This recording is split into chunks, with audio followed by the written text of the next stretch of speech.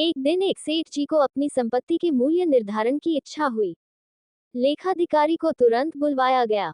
सेठ जी ने आदेश दिया, मेरी संपूर्ण संपत्ति का मूल्य निर्धारण कर ब्यौरा दीजिए। ये कार्य अधिकतम 1 सप्ताह में हो जाना चाहिए। ठीक 1 सप्ताह बाद लेखाधिकारी ब्यौरा लेकर सेठ जी की सेवा में उपस्थित हुआ। सेठ जी ने पूछा, कुल कितनी संपदा है? सेठ जी, मोटे तौर पर कहूं तो आपकी 7 पीढ़ी बिना कुछ किए धैर्य आनंद से भोग सके इतनी संपदा है आपकी, बोला लेखाधिकारी। लेखाधिकारी के जाने के बाद सेठ जी चिंता में डूब गए। तो क्या मेरी 8वीं पीढ़ी भूखी मरेगी? वह रात दिन चिंता में रहने लगे। तनावग्रस्त रहते, भूख भाग चुकी थी। कुछ ही दिनों में कृषिकाया हो गए। सेठानी जी द्वारा बार बार तनाव का कारण पूछने पर भी जवाब नहीं देते। सेठानी जी से सेठ जी की यह हालत देखी नहीं जा रही थी। मन की स्थिरता व शांति का वास्ता देकर सेठानी ने सेठ जी को साधु संत के पास सत्संग में जाने को प्रेरित कर ही लिया। सेठ जी भी पहुंच गए एक सुप्रसिद्ध संत समागम में। एकांत में सेठ जी ने संत महात्मा से मिलकर अपनी समस्या का निदान जानना चाहा। महाराज जी, मेरे दुख का तो पार ही नहीं है। मेरी 8वीं पीढ़ी भूखी मर जाएगी। मेरे पास मात्र अपनी 7 पीढ़ी के लिए पर्याप्त हो इतनी ही संपत्ति है। कृपया कोई उपाय बताएं कि मेरे पास और संपत्ति आए और अगली पीढ़ियां भूखी न मरे। आप जो भी बताएं मैं अनुष्ठान विधि आदि करने को तैयार हूँ, सेठ जी ने संत महात्मा से प्रार्थना की। संत महात्मा जी ने समस्या समझी और बोले, इसका तो हल तो बड़ा आसान है। ध्यान से सुनो सेठ। बस्ती के अंतिम छोर पर एक बुढ़िया रहती है, एकदम कंगाल और विपन्न। न कोई कमाने वाला है और न वह कुछ कमा पाने में समर्थ है।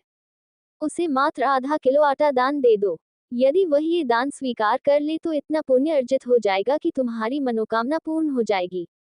तुम्हें अवश्य अपना मन वांछित फल प्राप्त होगा। सेठ जी को बड़ा आसान उपाय मिल गया। अब सब्र कहाँ था उन्हें। घर पहुंचकर सेवक के साथ 1 क्विंटल आटा लेकर पहुंच गए बुढ़िया की झोपड़ी पर।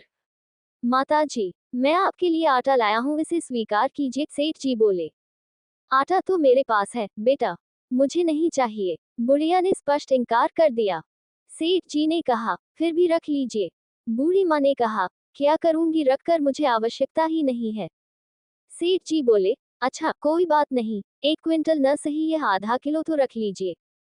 बेटा, आज खाने के लिए जरूरी आधा किलो आटा पहले से ही मेरे पास है, मुझे अतिरिक्त की जरूरत नहीं है। बुढ़िया ने फिर स्पष्ट मना कर दिया।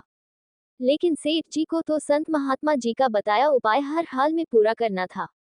एक कोशिश और करते हुए सेठ जी बोले, तो फिर इसे कल के लिए रख लीजिए। बूढ़ी माँ ने कहा, बेटा, कल की चिंता मैं आज क्यों करूं? जैसे हमेशा प्रबंध होता आया है, कल के लिए भी कल ही प्रबंध हो जाएगा। इस बार भी बूढ़ी माँ ने लेने से साफ इनकार कर दिया।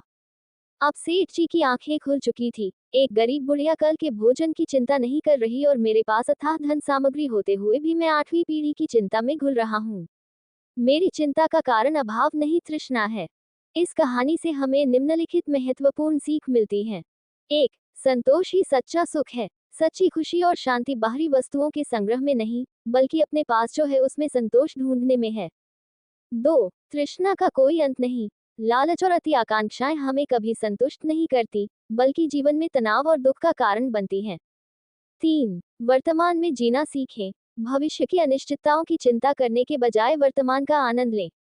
जैसा कि कहानी की बूढ़ी महिला ने सिखाया, कल की चिंता आज करना अनावश्यक है। 4. अहंकार का त्याग करें। अपनी संपत्ति और धन का अभिमान करने के बजाय उसे सही दिशा में उपयोग करें और दूसरों की मदद करें। 5. दूसरों से सीखने की क्षमता। कभी कभी सबसे गहरी सीखें साधारण और सामान्य लोगों से मिलती हैं। कहानी की बुजुर्ग महिला ने अपने संतोष और आत्मविश्वास से सेठ को गहरी जीवन शिक्षा दी। ये कहानी हमें अपने जीवन को सरल, शांत और संतोषपूर्ण बनाने के लिए प्रेरित करती है।